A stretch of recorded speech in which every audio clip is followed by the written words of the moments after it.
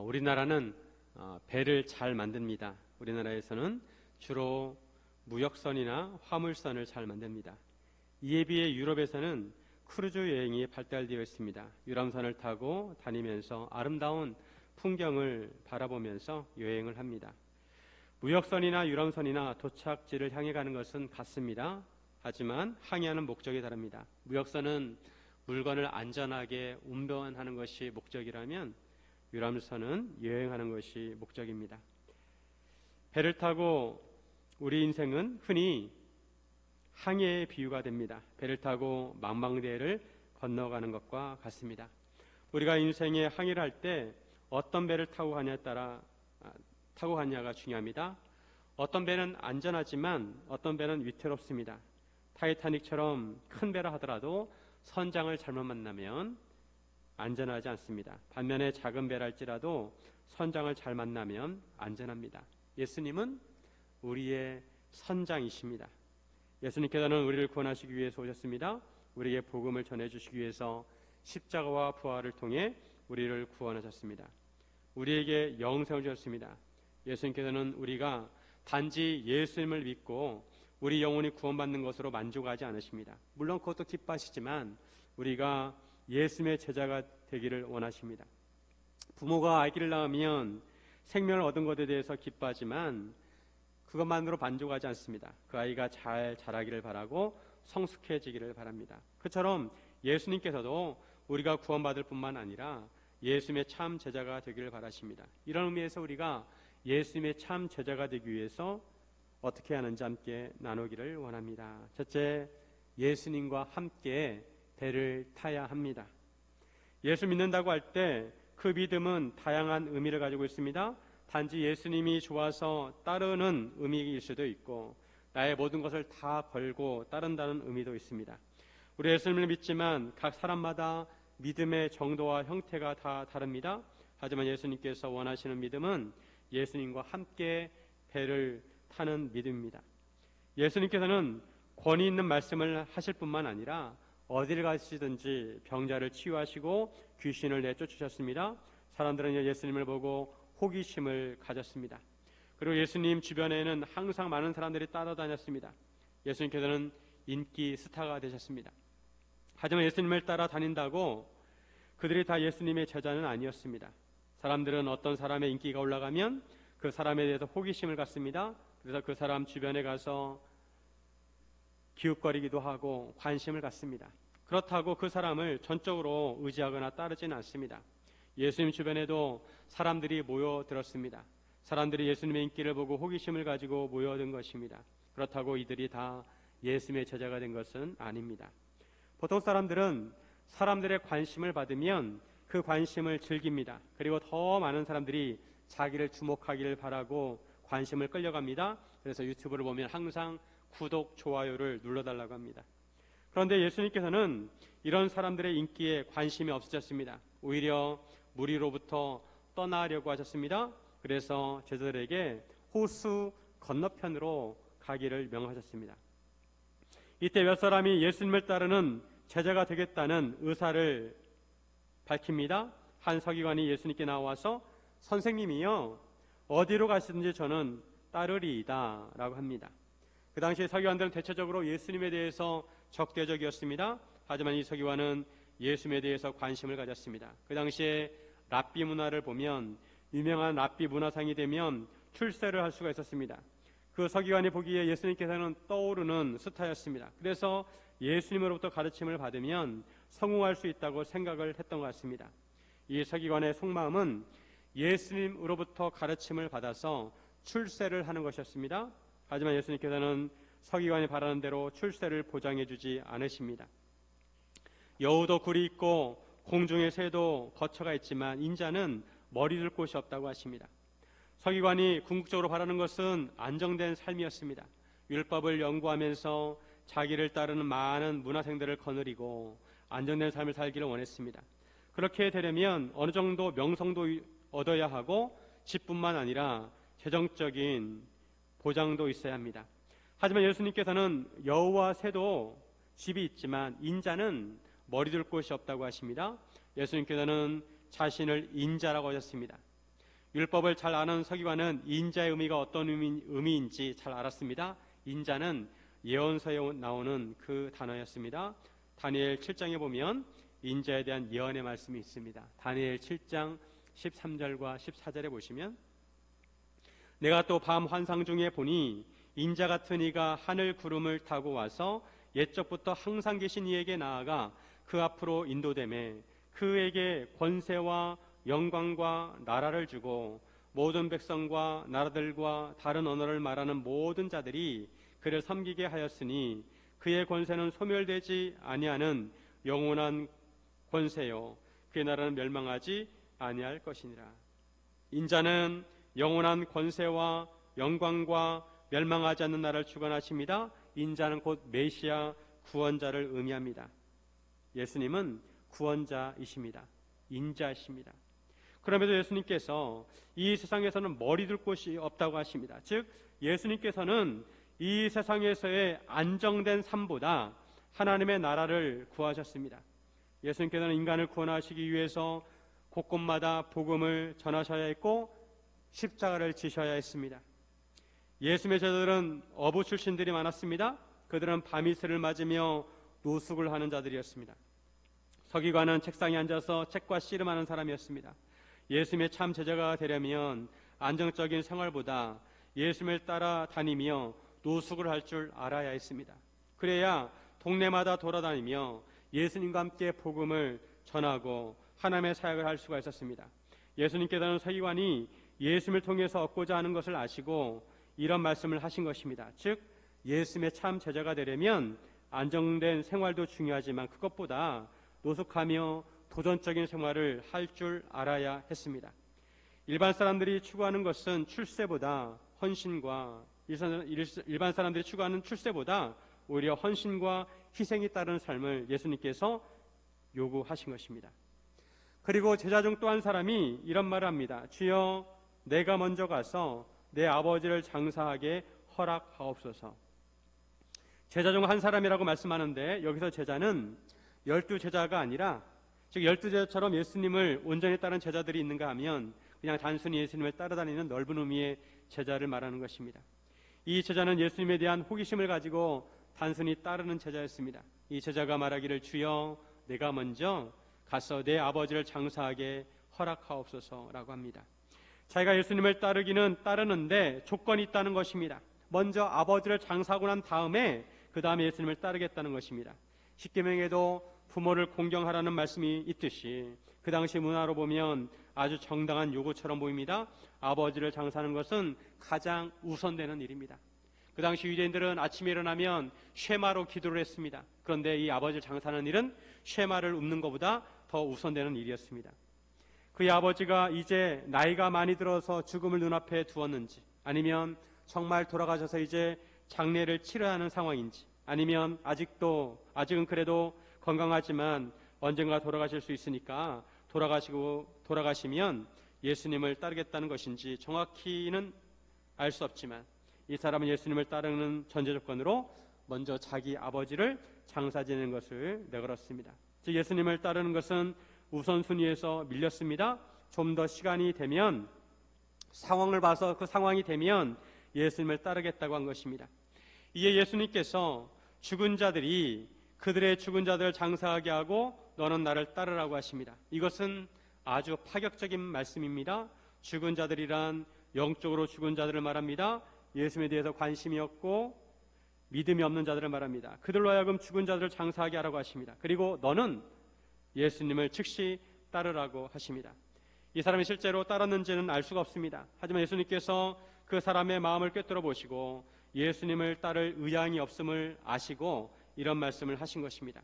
예수님의 대답은 파격적으로 들릴 수 있습니다. 하지만 예수님께서 하나님의 나라를 위해서 복음을 전하는 일이 얼마나 중요한 일인지 얼마나 시급한 일인지 강조하신 것입니다. 부모를 장사하는 일도 중요하지만 하나님 나라를 위해서 복음을 전하는 것이 그만큼 더 중요하고 가장 우선되는 일이라고 말씀하신 것입니다. 오늘날도 사람들은 예수님의 제자가 되려고 할 때 조건을 제시합니다. 이러이러하면 예수님의 제자가 되겠습니다. 이러이러하면 내가 예수님을 따르겠습니다. 이것은 자기 방식대로 예수님을 따르겠다는 것입니다. 본문에 나오는 사람은 아버지를 장사 지내고 나서 유산을 상속받을 생각이 있었을 것입니다. 그러면 안정적으로 예수님을 따를 수 있게 됩니다. 하지만 예수님께서는 이런 세상적인 조건들보다 모든 것을 다 내려놓고 예수님을 따르기를 원하셨습니다. 우선순위가 모든 세상적인 조건보다 예수님에게 있어야 합니다. 그래야 예수님의 참 제자가 될 수 있습니다. 예수님이 가장 먼저이어야 합니다. 우리 예수님의 참 제자가 되려면 내려놓아야 할 것들이 있습니다. 인기나 출세나 나만의 방식이나 조건들을 다 내려놓아야 합니다. 그리고 예수님께 모든 것을 걸어야 합니다. 예수님과 함께 배를 탈 수 있어야 합니다. 내가 가지고 있는 것들을 내려놓고 예수님과 한 배를 타야 합니다. 이것은 예수님을 전적으로 의지하는 것이고 예수님께 나의 모든 것을 맡기는 것입니다. 이것이 예수님의 참 제자입니다. 우리는 예수님의 참 제자가 되려면 우리의 모든 것을 다 내려놓고 예수님과 함께 배를 타야 합니다. 사랑하는 성도 여러분, 예수님과 한 배를 타시기를 주님의 이름으로 축원드립니다. 둘째, 예수님의 돌보심을 신뢰해야 합니다. 우리가 살아가다 보면 우리를 두렵게 하는 것들이 있습니다.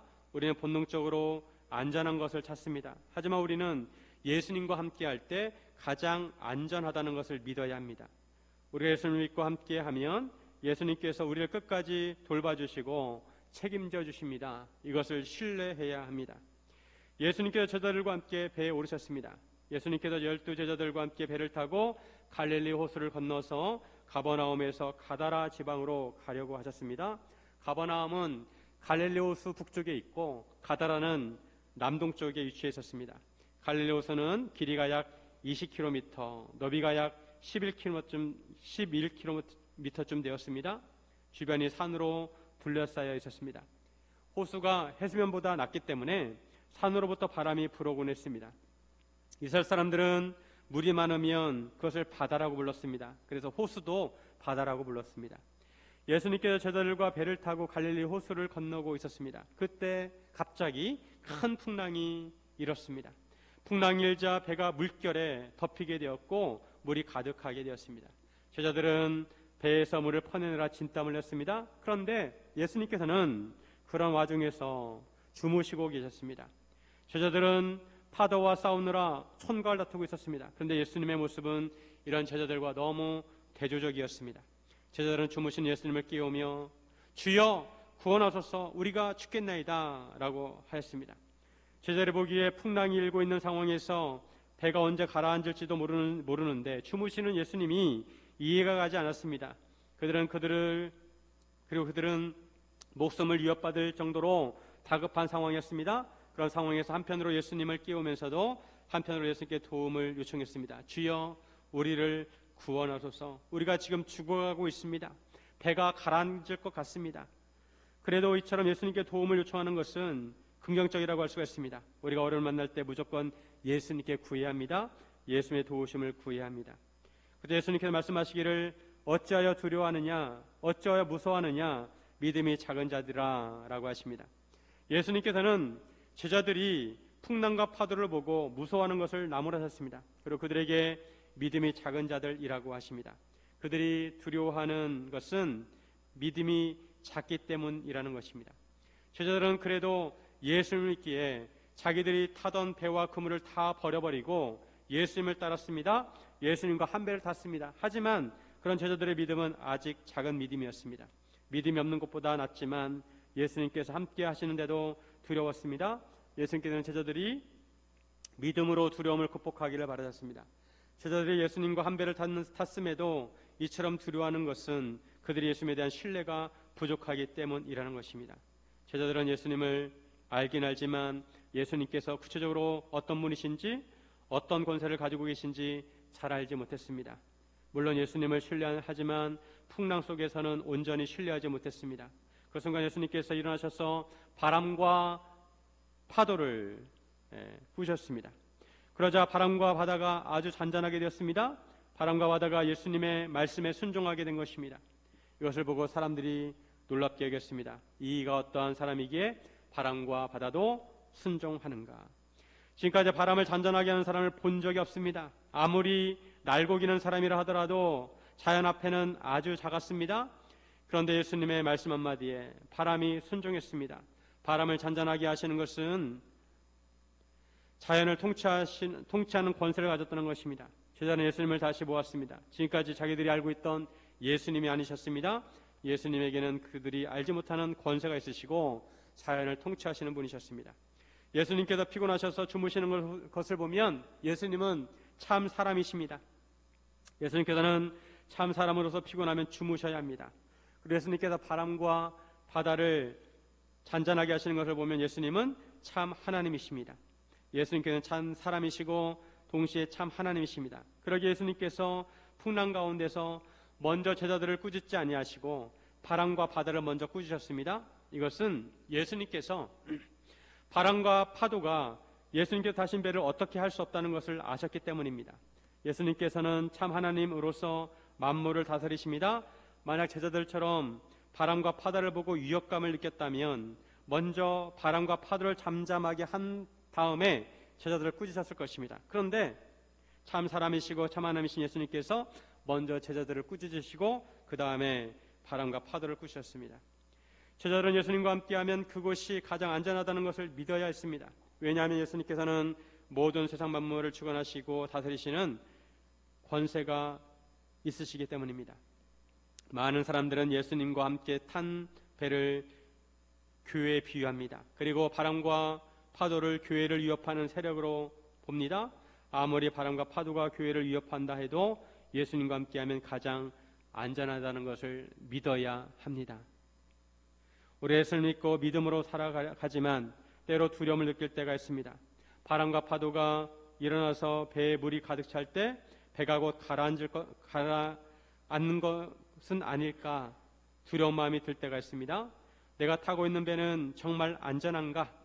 하지만 이런 생각은 믿음이 작기 때문에 생기는 생각입니다. 예수님께서는 이런 두려움을 극복하기를 원하십니다. 바람과 파도는 절대 예수님께서 타신 배를 뒤집을 수 없습니다.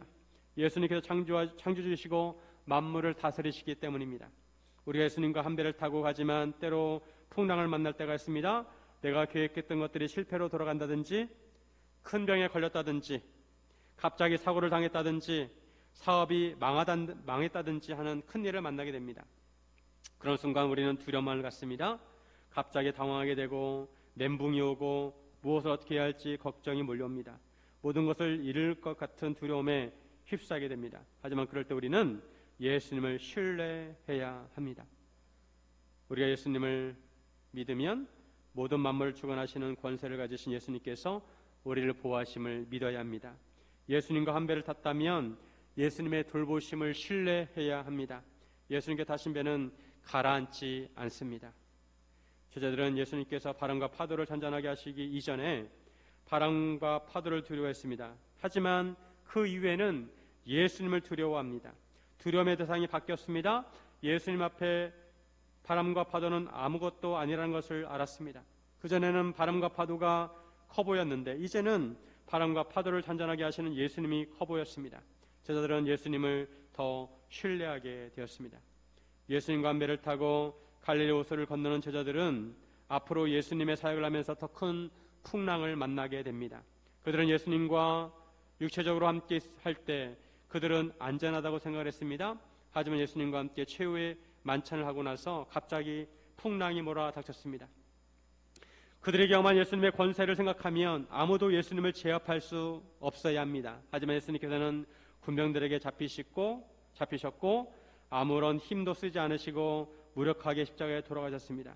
제자들은 그들의 인생에 먹구름이 몰려오는 것을 보고 두려워했습니다. 예수님께서 부활하신 이후에야 그들은 두려움을 겨우 극복할 수가 있었습니다. 그리고 오순절 성령 강림 이후에도 풍랑은 계속 몰아쳤습니다. 하지만 제자들은 믿음이 자라서 성숙해졌습니다. 성령 세례를 받은 후 수많은 핍박과 고난과 풍랑이 밀려들었지만 예수님의 제자들은 사도가 되어서 끝까지 담대하게 자기들의 사명을 감당했습니다. 비록 예수님께서 육체적으로 그들과 함께 하지 않았지만 여전히 영적으로 그들은 예수님과 한 배를 타고 있었습니다. 그런데 그리고 어떤 풍랑이 와도 그 배를 침몰시킬 수 없다는 것을 그들은 알았습니다. 제자들은 온전히 예수님의 보호하심을 신뢰했습니다. 그들은 예수님께서 그들과 함께 하시고 그들을 지키신다는 것을 믿었습니다. 서로 그들이 죽는다 하더라도 예수님께서 끝까지 그들을 지키시고 책임지신다는 것을 믿었습니다. 우리가 예수님과 한 배를 탔다면 우리는 예수님의 보호하심을 신뢰해야 합니다. 이 세상의 그 무엇도 우리를 향하신 하나님의 사랑을 끊을 수가 없습니다. 로마서 8장 38절과 39절에 보시면 내가 확신하노니 사망이나 생명이나 천사들이나 권세자들이나 현재일이나 장래일이나 능력이나 높음이나 깊음이나 다른 어떤 피조물이라도 우리를 우리 주 그리스도 예수 안에 있는 하나님의 사랑에서 끊을 수 없으리라. 예수님 안에 있는 것이 가장 안전합니다. 혹시 우리를 두렵게 하는 것이 있습니까? 여러분을 두렵게 하는 것이 있습니까? 예수님과 함께 배를 탔다면 우리를 두렵게 하는 것보다 예수님을 더 크게 보아야 합니다. 사망이나 생명보다, 천사들이나 권세자들보다, 현재일이나 장래일보다, 높음이나 기쁨보다 우리 주 예수님이 더 크십니다. 사랑하는 성도 여러분, 예수님의 보호하심을 신뢰하시기를 주님의 이름으로 축원드립니다. 셋째, 예수님과 인격적인 관계를 맺어야 합니다. 예수님의 참 제자라면 예수님께서 우리를 죽음과 악한 영으로부터 구원하시고 하늘과 땅의 모든 권세를 가지시고 다스리시는 만왕의 왕이심을 믿어야 합니다. 그리고 예수님과 관계를 맺고 예수님과 항상 교제를 나누어야 합니다. 예수님과 제자들은 갈릴리 호수를 건너서 가다라 지방으로 갔습니다. 그곳에서 귀신 들린 두 사람을 만나게 되었습니다. 이 귀신 들린 사람들은 무덤 사이에서 나와서 예수님을 만났습니다.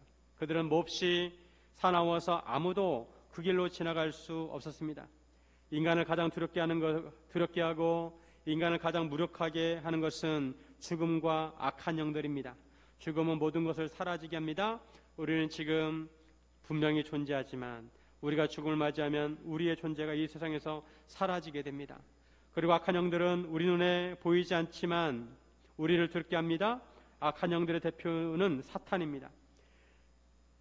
사탄을 따르는 귀신들이 있습니다. 우리나라 사람들은 사람이 죽으면 귀신이 된다고 알고 있지만 성경에서는 사람이 죽어서 귀신이 되는 것이 아니라 사탄을 따르는 악한 영들이 귀신입니다. 이 귀신들은 영적인 존재입니다. 인간보다 지적으로 뛰어난 면이 있습니다. 이런 귀신들은 인간의 몸을 억압하고 인간의 몸에 들어가기를 원합니다. 귀신 들린 자들은 무덤에서 살면서 사람들을 위협했습니다. 죽음을 연상하게 하는 무덤은 사람들을 두렵게도 하고 부정하게도 하였습니다. 그런 무덤에서 귀신 들린 자들이 살고 있었는데 아주 사나웠습니다. 귀신 들린 자들이 예수를 보고 소리를 질렀습니다. 하나님의 아들이여, 우리가 당신과 무슨 상관이 있나이까? 때가 이르기 전에 우리를 괴롭게 하려고 여기 오셨나이까? 라고 하였습니다. 귀신 들린 자들이 귀신같이 예수님의 존재를 알아보았습니다. 예수님을 하나님의 아들이라고 불렀습니다.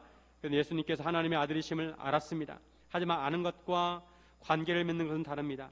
야고보서 2장 19절 보면 내가 하나님은 한 분이신 줄을 믿느냐? 잘하는도다. 귀신들도 믿고 떠느니라. 귀신들은 예수님께서 하나님의 아들이신 것을 알았지만 예수님과 아무런 관계를 맺지 않았습니다. 그들은 심판의 대상이었습니다. 귀신들은 예수님께서 때가 되면 그들을 심판하실 것을 알고 있었습니다. 그래서 예수님을 보는 순간 자기들 심판하러 오신 줄 알고 두려워하였습니다. 하지만 우리는 예수님을 아는 것만으로는 부족하고 예수님을 우리의 구주로 모셔야 합니다. 예수님을 나의 구원자로 나의 주인으로 모셔야 합니다. 예수님과 인격적인 관계를 맺어야 합니다. 어떻게 예수님과 인격적인 관계를 맺을 수 있을까요? 그것은 예수님을 믿는 것입니다. 우리가 예수님과 관계없는 사람이 되면 안 됩니다. 우리는 예수님께 우리 인생을 맡기고 예수님을 따라가야 합니다. 예수님께 인도하시는 대로 따라가야 합니다. 마침 멀리서 많은 돼지떼가 먹고 있었습니다. 귀신들은 예수님께 간구하여서 만일 우리를 쫓아내시려면 돼지떼에 들어보내주소서라고 했습니다. 예수님께서 그들에게 가라고 하시자 귀신들이 나와가지고 돼지에게로 들어갔습니다. 귀신들은 영이면서도 어디로 들어갈 곳을 찾습니다. 귀신이 들어간 돼지떼들은 놀랐는지 비탈길로 내리다가 바다에 들어가지고 빠져 죽었습니다. 유대인들은 돼지를 부정하게 여겨서 돼지를 멀리했습니다. 돼지고기를 먹지 않았습니다. 하지만 가다라 지방은 이방인 사람들이 살고 있는 지역이고 그들은 돼지를 키웠습니다. 돼지고기를 먹고 또 돼지고기를 팔기도 했습니다. 돼지떼들이 갑자기 갈릴리 호수로 내리달리더니 다 빠져 죽게 되었습니다. 이 광경을 보고 있던 돼지를 치던 사람들이 시내로 달려가서 이 모든 일과 귀신 들린 사람의 일을 사람들에게 알렸습니다. 온 시내가 예수님을 만나려고 달려왔습니다. 그 모든 광경을 지켜본 사람들은 예수님에게 그 지방에서 떠나시기를 간구했습니다. 가다라 사건에서 예수님을 가까이 하려고 한 사람과 예수님을 멀리 하려고 한 존재들을 나눌 수가 있습니다. 예수님을 가까이 하려고 한 사람은 귀신 들렸던 자입니다. 누가복음에도 같은 사건이 나오는데 귀신 나간 사람은 예수님과 함께하기를 원했습니다. 하지만 예수님께서는 허락하지 않으시고 그에게 집으로 돌아가 하나님께서 어떻게 큰 일을 행하셨는지 말하라고 하셨습니다. 즉 그가 예수를 만나서 어떤 일이 일어났는지 간증하기를 원하셨습니다. 주변 사람들에게 복음을 전하기를 원하셨습니다. 반면에 예수님을 멀리하려는 그런 존재들이 있었습니다. 귀신들은 예수님을 두려워하였고 도망가려고 했습니다. 그리고 시내 사람들도 두려워하면서 예수님에게 떠나기를 간구했습니다. 그들도 예수님께서 귀신을 쫓아내시는 큰 권세를 가지고 있다는 것을 눈으로 보았습니다. 하지만 그들은 예수님보다 물에 빠져 죽은 돼지떼가 더 우선이었습니다. 예수님께서는 천하보다 귀한 한 영혼을 보셨는데 그들은 돼지들이 죽음으로 입은 경제적인 손실을 생각했습니다. 그들은 예수님과 아무런 관계를 맺지 않았습니다. 예수를 믿고 예수님과 관계를 맺는 것보다 돼지떼가 더 중요하게 여겨졌습니다. 예수님께서 풍랑을 뚫고 그들을 찾아오셨는데 그들은 예수님을 환영하지 않았습니다. 오히려 예수님을 내쫓았습니다. 예수님에게 떠나달라고 했습니다. 그들은 구원받을 기회를 잃어버렸습니다. 그들의 영혼이 구원받는 것보다 그들의 배가 더 중요했습니다. 그들은 예수님과 아무런 관계를 맺지 못했습니다. 중요한 것은 우리입니다. 우리가 예수님과 어떤 관계를 맺느냐가 중요합니다. 나는 예수님과 어떤 관계를 맺고 있느냐가 중요합니다. 자기 몸에서 귀신이 나간 사람처럼 예수님을 따르기를 원하고 예수님과 함께하기를 원하고 예수님 말씀을 따라 살기를 원하는가? 아니면 동네 사람들처럼 예수님으로 인해서 입은 경제적인 손실이 크니까 예수님에게 떠나주시기를 바라는가? 예수님과 더 가까이 하기를 원하는가? 아니면 예수님과 멀어지기를 원하는가? 아니면 예수님과 너무 멀어지면 그러니까 적당히 거리를 유지하기를 원하는가? 예수님께서는 우리를 찾아오셨습니다. 풍랑을 아랑곳하지 않으시고 찾아오셨습니다. 우리는 예수님께 내미시는 손을 뿌리쳐서는 안 됩니다. 예수님께서 내미시는 손을 잡고 함께 배에 올라가야 합니다. 때로 특별한 사명을 맡기시면서 가라고 하실 때도 있지만 그때도 영적으로 예수님과 함께 한 배에 있는 것입니다. 예수님은 우리와 친구가 되기를 원하시고 우리의 선장이 되기를 원하십니다. 예수님은 우리의 선장이십니다. 우리의 캡틴이십니다. 예수님께서는 지금도 우리에게 배를 타고 건너편으로 가자고 하십니다. 호수 건너편에 예수님께 찾으시는 영혼이 있기 때문입니다. 죽음과 악한 영들로부터 구원해야 할 영혼들이 있기 때문입니다. 아직도 귀신에 억압된 사람들이 있습니다. 그 사람들 중에는 우리가 알고 있는 사람도 포함되어 있습니다. 우리가 예수님과 한 배를 타고 가는 동안 풍랑이 일 수도 있습니다. 그럴지라도 우리가 예수를 믿고 예수님과 인격적인 관계를 맺고 있다면 우리는 가장 안전합니다. 사랑하는 성도 여러분, 예수님과 함께 한 배를 타고 믿음의 항해를 하시기를 주님 이름으로 축원드립니다.